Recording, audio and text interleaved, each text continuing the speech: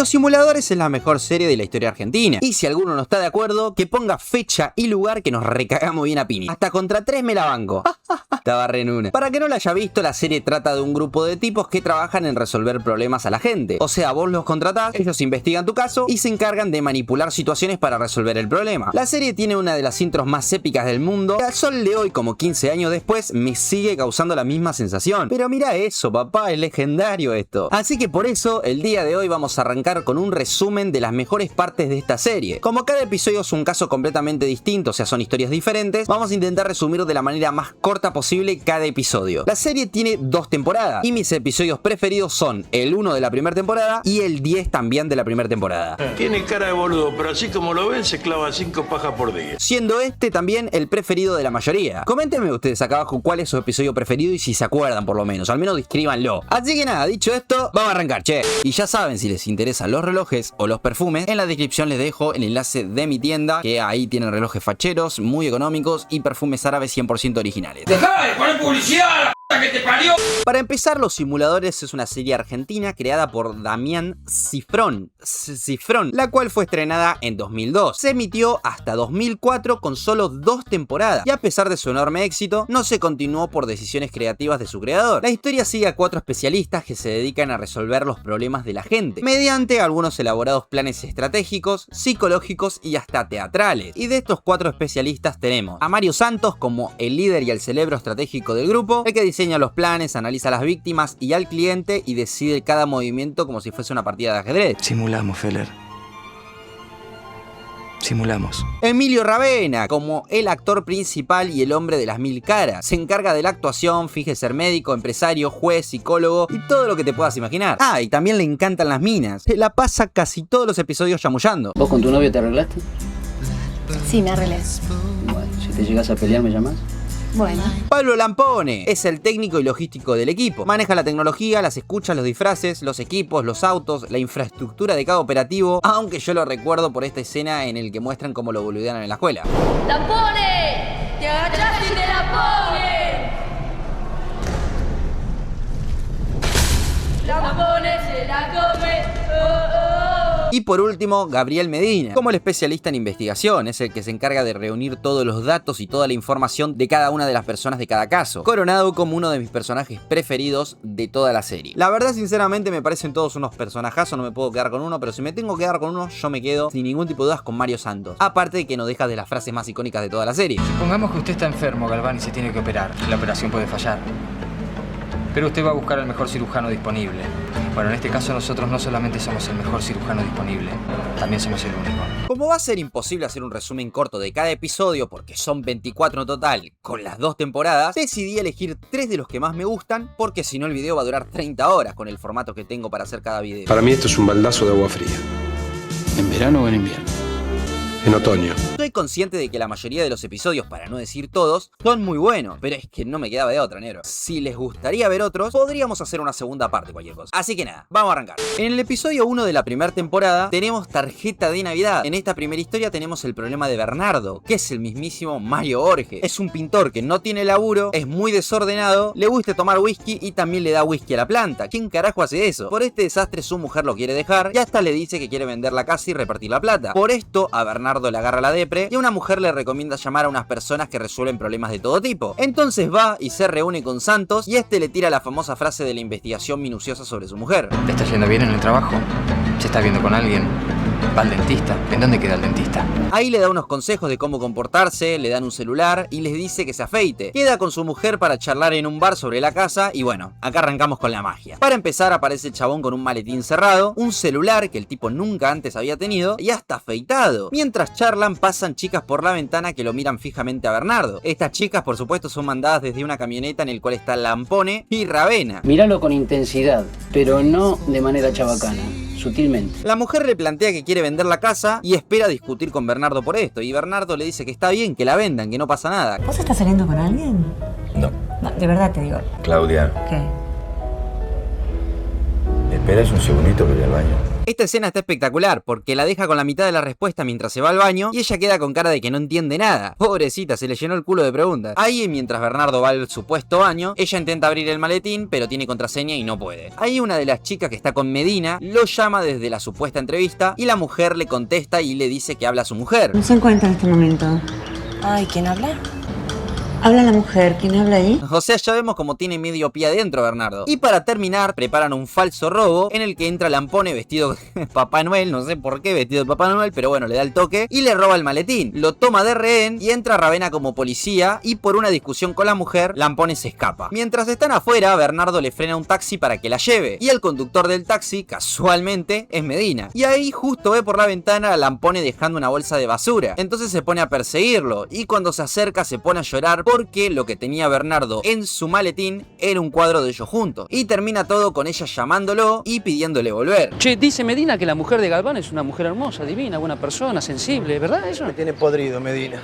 Desde que se separó de la mujer, todas las minas le parecen hermosas. Un bicho la mujer de Medina, ¿no? Insalvable, de lo peor. Yo sé que este no es el mejor episodio para muchos, de hecho no está ni entre los 3 mejores, pero es que fue el primero que vi y sinceramente el que me atrapó con la serie, así que lo dejo acá, me gustó, no sé. No podés pensar en eso, ya no podemos trabajar, Medina. Sí, pero estamos haciendo que el tipo la reconquiste con un artificio. Pero si el tipo la quiere. ¿Y cómo sabes que la quiere? Porque vino desesperado. En la temporada 1 también tenemos el episodio 3, Seguro de Desempleo. Este episodio es de los más recordados y gustados por la gente de toda la serie. El episodio arranca con esta chica que quiere hacerse las gomas y como su madre no quiere, contrata a los muchachos. Es genial como en todo su recorrido ve indirectas de la parte mala de operarse, como por ejemplo este cartel random por la calle, este tipo en la pantalla del subte, a unos chicos hablando en el tren y a Lampone leyendo justo el diario enfrente de ella. Llega al sanatorio y vemos a Ravenna con un bigote falsísimo haciéndose pasar por el abogado del lugar y le dice que lo acompaña a su oficina para firmar unos papeles. La oficina no es suya claramente y tiene fotos con su supuesta familia. Nada que ver. Ahí se sienta y le dice que por precaución tiene que firmar unos papeles y le lee todo lo que puede pasar y salir mal en la operación para que se haga cargo ella si pasa algo. ¿Le puedes transmitir esto al doctor Ibáñez? Que prefiero pensarlo un poquito más. Encima la lista de cosas malas no termina más. Reacciones alérgicas, infecciones cutáneas y subcutáneas, encapsulación, formación de siliconomas, desgarros posoperatorios, formación de magmas, pólipos sangrantes, desviación momentánea o permanente del busto, desviación momentánea o permanente de la columna, problemas de lumbalgia o escoliosis, pérdida de sensibilidad en los pezones. Terminado el trabajo arranca las fotos falsas y se cambia de ropa por el de un fumigador. Y yo me preguntaba cómo mierda hicieron para hacer todo esto y que el doctor no llegara. Y bueno, resulta que no llegó por un choque fabricado por Medina. Mientras ella está llegando a su casa, Santos está saliendo y acá se genera esta escena también muy famosa y recordada por muchos. Sos muy linda, ojalá no cambies nunca. Bueno, gracias. Vos también. ¿Perdón? Que nada, que vos también sos lindo. Eso.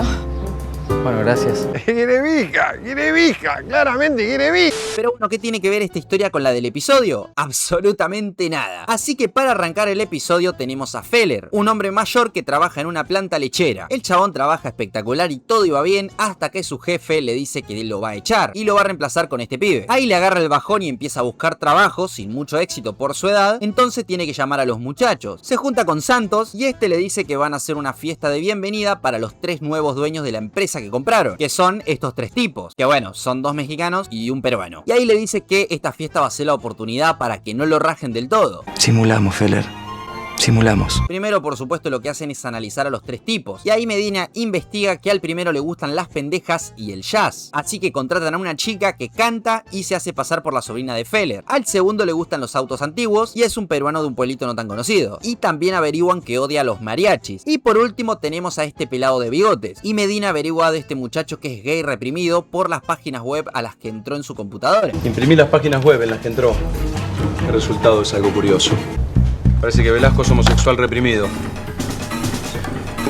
También Esta miradita de Ravenna a Lampone no es casualidad. Ya más adelante veremos que se repite algo parecido. Para arrancar, el jefe llega al aeropuerto y lo llama al pibe que lo reemplazaría a Feller. Y este le dice que justo lo llamó un tipo mexicano que trabajó con los dueños y le comenta que le dijeron que el pelado es muy homofóbico y que le encantan los chistes de ese tipo. Y también le comenta que les encantan los mariachis como bienvenida por ser mexicanos. En el aeropuerto está Feller, por supuesto, y se cruzan. Y cuando llegan ven que están los 3 dueños y ven que en el mismo vuelo volvieron con una supuesta supuesta sobrina de Feller, y esta les presenta al supuesto tío. Cuando salen se suben al auto y no le arranca porque bueno, Lampone metió mano. Y ahí cruza Feller con un auto antiguo y ofrece llevarlos. Llegan al lugar y este boludo, pensando que el pelado este es homofóbico, le tira un chiste. Ayer me contaron un cuento bárbaro. ¿Cómo hace un puto para quitarse el condón?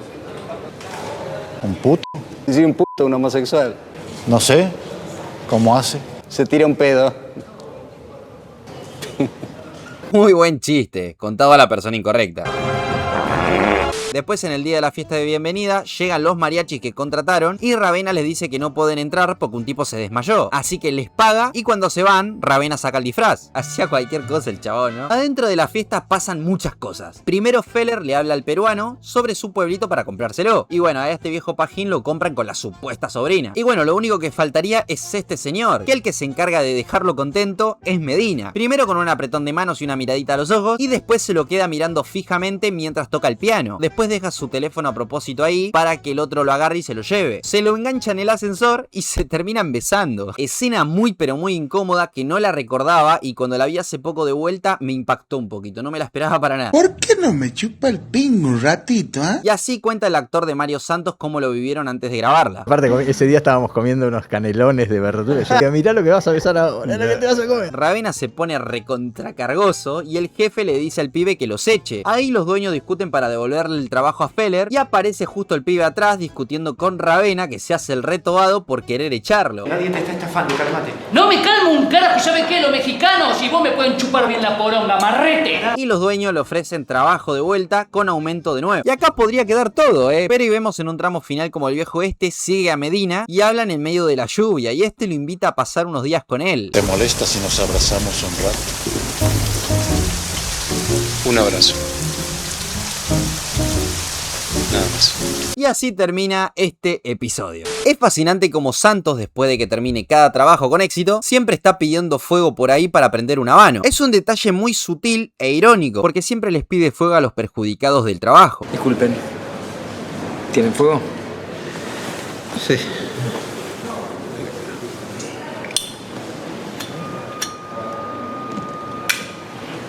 Buena música. Gracias. Por ahí para ustedes es una pelotudez, pero bueno, me gusta el detalle. Subí la escalera y vi algo pequeño que era el pitulín de Pepe. Buen personaje este, Podríamos hacer un video de Casados con Hijos. Ella estudia en la facultad y está viviendo con su novio y sus suegros, que son gente que tiene mucha guita. Estos le dicen que para festejar el cumpleaños de su suegro, quieren conocer a su familia. Y ella se niega porque le da vergüenza. Lampone conseguía todo, amigo, y re rápido encima, era buenísimo. ¿Cuánto tardás en conseguir un avión, un tanque y 40 buzos tácticos? 10 minutos. Ah, y conseguiste unos cuernitos para tomar mate. No, me está matando. ¿Cómo, Lampone? Y hoy es lunes, una panadería abierta donde consigo. Su madre, según el episodio, es desagradable físicamente y se viste muy mal. Ah, y también es mal hablada. Eso sí, después me vas a tener que explicar cómo llegar porque yo no le entendí un carajo. Ella trabaja como cocinera en un restaurante para gente de bastante guita. ¿Qué edad tiene? 14.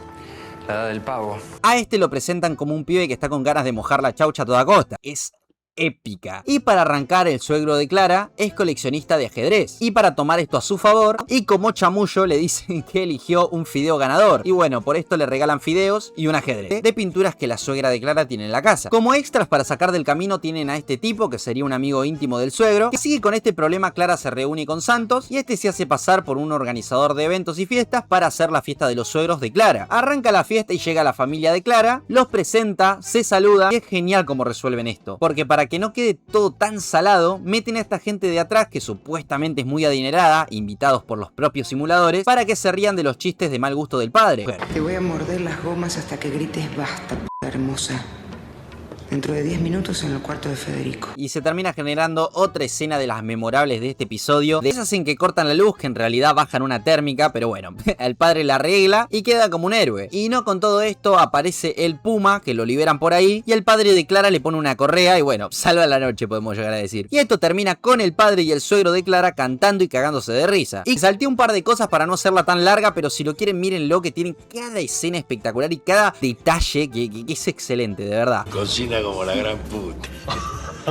Y bueno, este junto con el anterior que resumimos es el preferido también del actor de Federico De Lía. Y yo sé que faltaron muchísimos episodios con escenas memorables que no puedo meter porque bueno, el formato del video no me lo permite porque si no quedaría de 1 hora como ya he explicado antes. Pero bueno, algunas de estas escenas son como la del piquito. ¿No hay un piquito para mí? ¿No hay un piquito para mí? ¿No hay un piquito para mí? ¿Piquito para mí? Se me enamoró el puto, la concha, la madre. La de las pepitas. Pepitas. La que le meten una cámara en forma de tubo por el culo a este prestamista mafioso. ¿Dolió? Si no, bueno, tenemos la famosa tirándole la goma al rector. La historia le está tirando la goma al rector. O también la escena de este tipo riéndose. Estuviste 1 año en la selva, solo, hablándole a una cámara de televisión apagada. Escena espectacular que me regaló este sticker que lo uso mucho en WhatsApp. Y seguro que me estoy olvidando de alguna, pero bueno, estas son las escenas más memorables de las que recuerdo ahora que no metí en el video. Y hasta acá llegamos, che. Si quieren algún video en específico me pueden comentar por acá abajo o en Instagram, que siempre estoy hablando con ustedes, siempre me recomiendan videos, películas y todo, personajes y todo, y yo, bueno, los tomo en cuenta. Y nada más, muchachos, eso. Me paso a retirar, me voy a ir a la mierda. Nada más después, che. Besitos en la rosca, muchachos. Evita tocarte.